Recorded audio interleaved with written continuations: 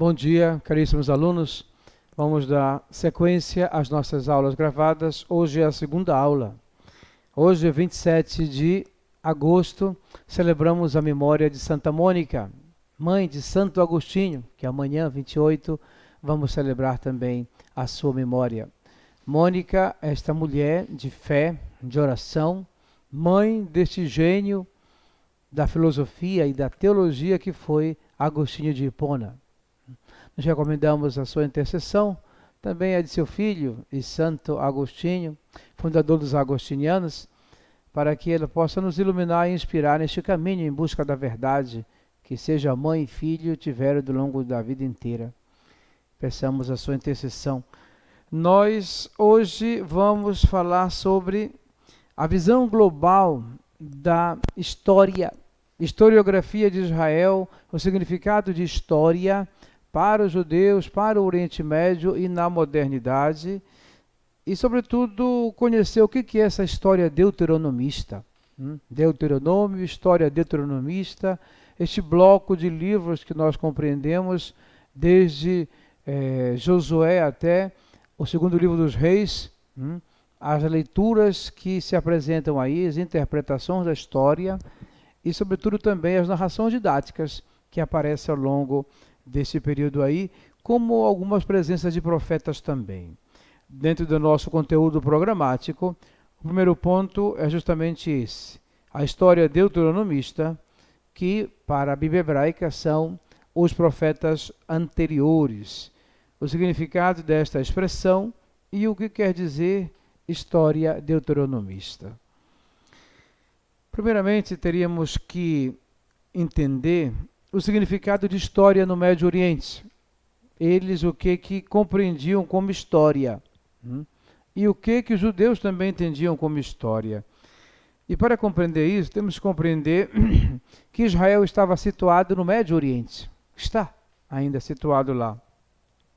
Precisamos compreender, portanto, a geografia e a história de então, para compreendermos Israel inserido dentro do seu contexto e do seu ambiente.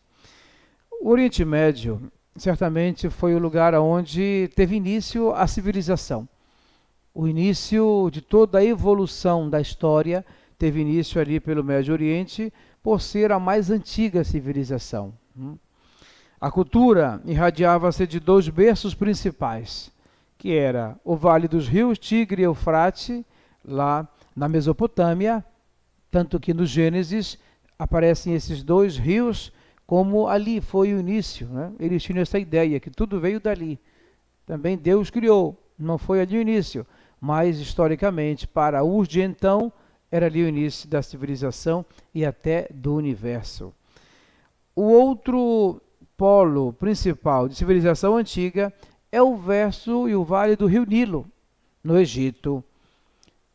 O ponto de encontro desses dois polos, o Médio Oriente e o Egito, é aquela meia-lua fértil, que é a terra de Israel, ou aquela faixa chamada sírio-palestinesa, que era da Síria, passando pela Palestina até o Egito.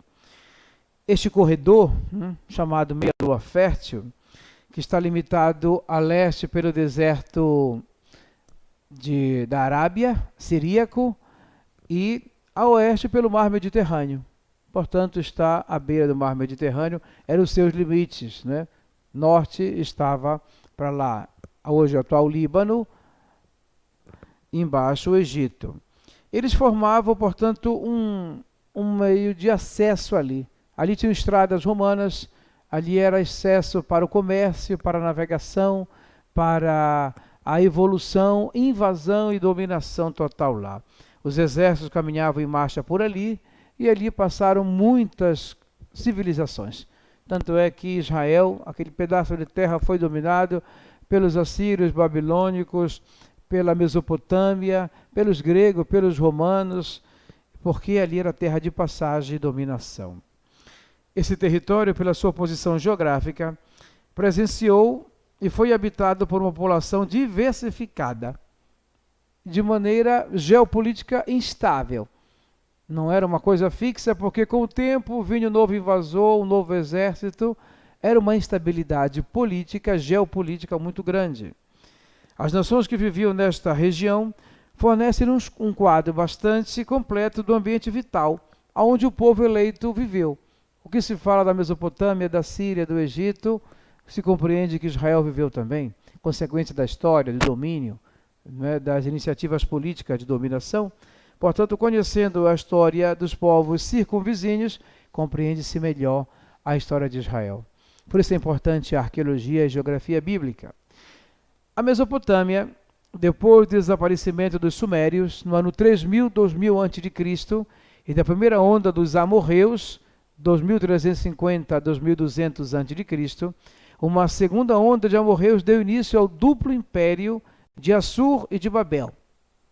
Esses grandes reis, eles foram os mais importantes na Mesopotâmia. Daí nasceu o código Hammurabi, que foi o rei mais importante, em 1728, 1686, lá em Babel, a conhecida como a Babilônia. Isso aparece no livro do Gênesis, porque era a grande Babilônia, que depois, até no Apocalipse, se falará de Roma como grande império, que também é o Império Babilônico. O outro poder que existia na época era o Egito. E quando concluiu-se o Império Dinástico, 3200, 3000 a.C., e reunidos dois reinos, do Alto Egito e do Baixo Egito, porque tudo era ao redor do Rio Nilo, no ano 2900 a.C., tem início as dinastias faraônicas, grandes famílias e dinastias que dominaram de 2900 a.C. a 342 a.C. Foram 30 dinastias, famílias que se seguiram no domínio do Egito. Ao antigo Império Menfídico, 2600 a 2150 a.C., da terceira a 10ª dinastia, aí entra o Império Tebano, 2100 a 1600 a.C., e da 11ª à 22ª dinastia está o Império Tebano, dos Tebas, que dominaram os egípcios. E durante este último império coloca-se o início dos fatos que aconteceram em Israel. Portanto, já da 24ª dinastia até a 30ª, isso no período de 2600 a 0, ano 0 até chegar em Cristo. A Palestina, durante o período do Bronze Antigo, 3000 a 2100, chamada época do Ferro Antigo, ela tem algumas presenças já que são citadas na Bíblia e extra-bíblica também, como Jericó, Gaza e Meguido. Na época do Médio Bronze, 2100, 1600 a.C., deu-se a passagem de um governo fragmentário a uma organização mais unitária, com alternâncias de influxo dos povos, como a Mesopotâmia e o Egito, sobre a Palestina. Mas já existiam povos ali existentes nesse período, que é de 2100 a 1600. Presente essas cidades aí. A cidade mais antiga, segundo a arqueologia, presente em Israel é Jericó. Ali há restos de civilizações, de vilas e construções de madeira, de rocha, pedaço de cerâmica do ano 2000 a.C. Presença de quem já habitavam ali, muito antes dos cananeus. Neste ambiente, desconhece-se o que hoje entendemos por história. O que ali se cultivava como história, podemos definir como o passado relembrado, relido e reinterpretado de acordo com as novas situações, interesses e exigências vitais. A história não era interesse de conhecê-la, mas de reinterpretá-la, de relê-la segundo o interesse do momento. De certa maneira, é um pouco essa história que Israel se apropria. Não ela científica exatamente, mas o fato que aconteceu é reinterpretado para ensinar alguma coisa no momento. O passado era escrito como a tradição dos antigos. Os antigos transmitiam o que tinham vivido e escutado e aprendido de seus pais, bisavós, etc. Não se pensava na possibilidade ou necessidade de se fazer uma investigação crítica, apurada, científica do fato. Transmitia-se simplesmente de geração em geração e oralmente. Não entrava nas cogitações do historiador da época estabelecer com precisão o fato histórico, a veracidade, se aconteceu exatamente ou não, o nome, o lugar, a data, o ano, o dia, o fato em si. Apelava-se a gêneros literários, né? Narrativa. Então tem a história real, mas tem história que tem o gênero da fábula, do conto, didático. Isso é muito presente na Bíblia também e, sobretudo, nas narrações proféticas históricas.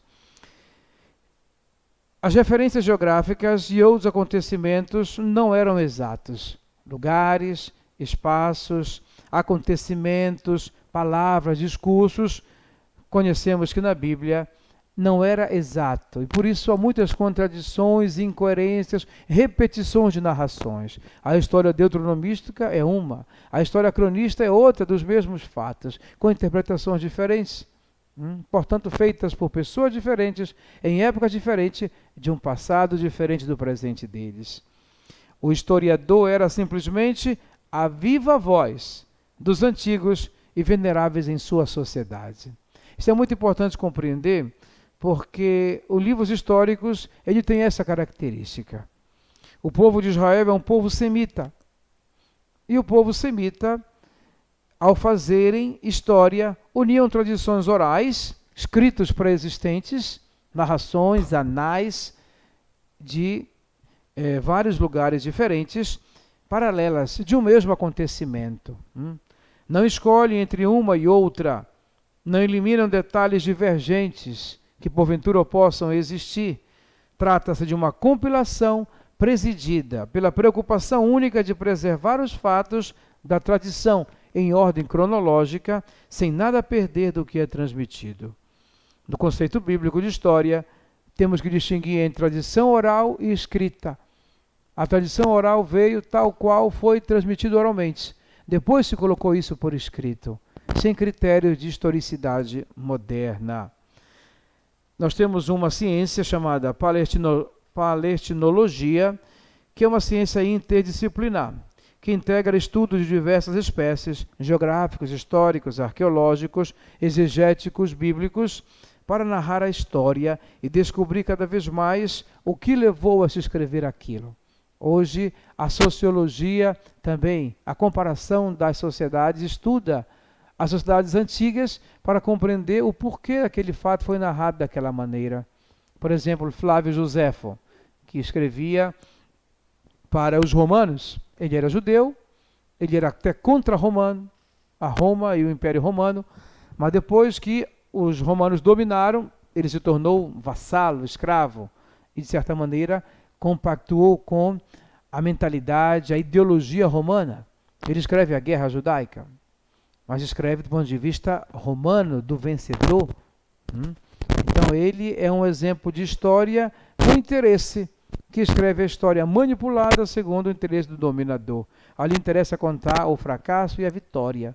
Já para Israel, eles contam os fracassos, as vitórias, mas o que interessa é que Deus age na história, que Deus está presente na história. E isso a palestinologia, ela nos ensina bastante. Um grande estudioso da história de Israel, Wellhausen, dizia que por detrás de documentos escritos encontra a tradição oral.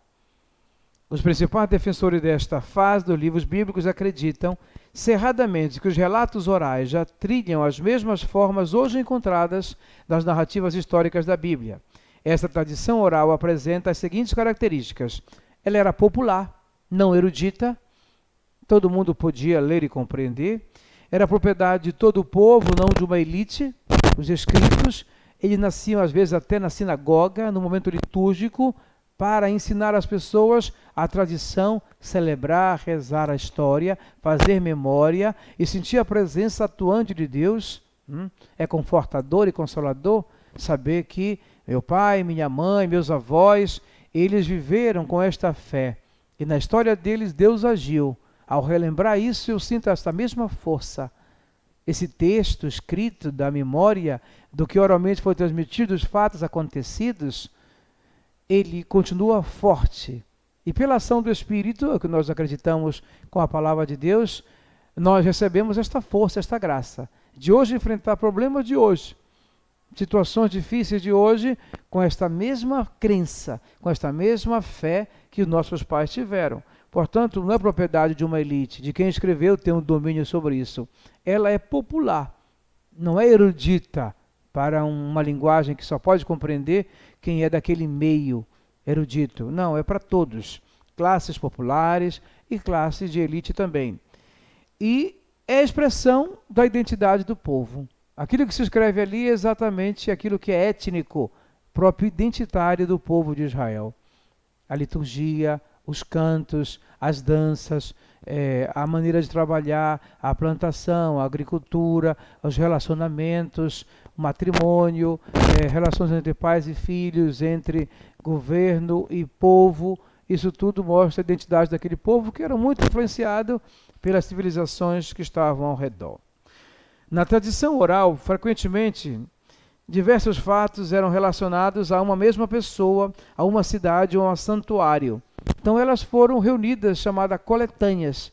Essas coletâneas, depois elas foram reunidas, daí saiu uma tradição. Coleção de texto, de tradições orais escritas, formaram uma só coletânea, que depois aqueles estudiosos, profetas, sacerdotes ou escribas, eles formaram a tradição deuteronomista ou a tradição cronista, ou aquilo que se fala do Pentateuco como a tradição sacerdotal, eloísta ou javista. Né? É uma tradição, uma coletânea de textos em que chama a Deus de Javé. Portanto, é de uma tradição, de uma escola. Outros textos chamam a Deus de Elohim, tradição eloísta. Outros textos que são dos sacerdotes, porque apresenta muito a presença sacerdotal, litúrgica, escrita no templo. São tradições diferentes, mas ambas, todas elas estão presentes no texto bíblico. Dentro da narração da criação do homem, tem duas narrações. Aquela que o homem vem do barro e aquela que Deus cria, o homem soprando-lhe nas narinas. Podemos dizer que a meta da história de Israel é a presença de Deus na história. Esse é o objetivo. Por isso, eles falam da vida tal como ela é.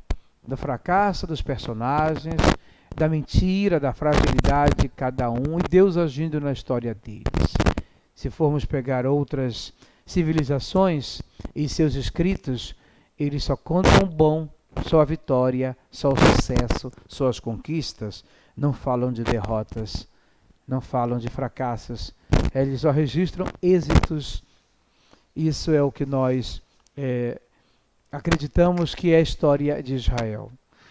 Ao se estudar os livros históricos do Antigo Testamento, deve-se levar em conta os seguintes pontos, como síntese. Não encontramos o rigor científico da historiografia moderna. A admiração pelos heróis do passado, apesar da inspiração divina e outros fatores, por conta da tradição oral, pode ter nos transmitido inexatidões, excesso de louvores. Daí que se fala que Davi tinha uma força poderosa que matava 10 leões ou 1000 leões com uma raposa na mão. Isso é épico, é lírico, é exagerado, é hiperbólico, mas isso é um gênero para exaltar a grandeza daquele herói, patriarca, rei, sacerdote ou profeta, e a ação de Deus na sua debilidade. O exemplo de Davi contra Golias. Golias era um filisteu, gigante, um homem formado para a guerra, para a luta. Davi era um pastorzinho de ovelhas, frágil, todo bem emagrecido, como descreve o texto de Samuel. E ele diz, eu vou enfrentar com a força de Javé. Todo mundo ri e debocha dele. Ele disse, não, é Deus que vai agir para humilhar ele que está desprezando o meu Deus. Portanto, é um motivo religioso. Ninguém debocha, brinca com o meu Deus, que é mais forte, e vai agir. Confiando na força de Deus, não na sua, porque não tinha força para enfrentar, ele enfrenta. E com apenas um golpe de uma pedrada, ele derruba e depois corta-lhe a cabeça. Se vê que tem um exagero aí. Se vê que um gigante daquele tamanho, daquele peso, daquela altura, com aquela força, uma pedrada não deixaria. mas a ação de Deus ela é mais forte que a nossa força. Por isso é um exemplo de excesso, de hipérbole. Trata-se também de uma história religiosa. Toda história é vista e julgada do ponto de vista religioso. Por exemplo, um rei do norte, como Jeroboão II, que realizou maravilhas no campo econômico e financeiro, nada vale para o historiador hebreu, por haver conservado o povo na idolatria. Ele, por ter afastado o povo da fidelidade à aliança de Javé e ter feito alianças e pactos com outros reis, trazido outros ídolos para ser adorado dentro de Israel, ele é considerado um rei que não tem importância para Israel. Ao contrário, mesmo se no seu período houve crescimento econômico e financeiro. O espírito que deve reger nosso estudo na leitura dos livros históricos é aquele religioso, que busca ensinamento, sabedoria, lições da história e da ação de Deus no meio da história de seu povo. O objetivo da história é salvífico. Portanto, é a única ação de Deus que está presente na história. Por exemplo, Deus se revelou no Êxodo, libertou Israel do poder do faraó. Isto torna-se uma normativa para a memória de Israel. Todos os anos relembrareis, fareis memória deste fato. Como se deu exatamente, não sabemos, mas Deus agiu de maneira grandiosa e libertou Israel. Isso é história. Essa história, vamos transmiti-la, para que não se perca a memória que Deus age em favor dos oprimidos. Portanto, é salvação que se torna normativo. Todos os anos, pela Páscoa, se repete aquele gesto, é o que nós fazemos todo ano. Jesus venceu a morte na cruz. Ele foi vencedor, mesmo se foi um aparente fracasso. A morte é poderosa, mas a morte não venceu, porque Deus agiu nele. Fazemos memória disso no mistério pascal todo ano e reforçamos a nossa fé. O Êxodo, enquanto figura memorial normativa, constitui ao mesmo tempo o critério teológico histórico, segundo o qual as matérias narradas são selecionadas e avaliadas. Portanto, o tema condutor dos livros históricos é a história da ligação de Deus com o seu povo Israel. O relacionamento de fidelidade ou infidelidade deste povo a Deus e à promessa feita. Os profetas entram aí para reclamar e exortar a fidelidade, a conversão, ao arrependimento. Existe uma trama histórica apresentada pela Bíblia. Daí nós temos vários grupos, como eu já falei, os documentos chamados Javista, Eloísta, sacerdotal, e esta fonte chamada Deuteronomista e a fonte Cronista. Isso estão presentes nos livros históricos que nós vamos aprofundar ao longo destas aulas. O Deuteronomista depende do Deuteronômio, isto é, da lei deuteronômica que lhe é anterior. Os textos relacionados com Deuteronômio são classificados deuteronomistas por causa da linguagem e do conteúdo presente em Deuteronômio 12, 26. Recomendo que vocês comecem a ler o Deuteronômio, tá? O livro por completo, mas sobretudo do capítulo 12 ao capítulo 26º, para compreender que aí começa uma narrativa da história de textos já existentes. E daí vamos falar que a história deuteronomista continua em Josué, Juízes, 1ª e 2ª Samuel, 1ª e 2ª Reis, depois Esdras e Neemias. Encontramos esta narrativa que nasce daí, dessa leitura da segunda lei, deuteronomista. Ok? Até a próxima aula e um abraço a todos.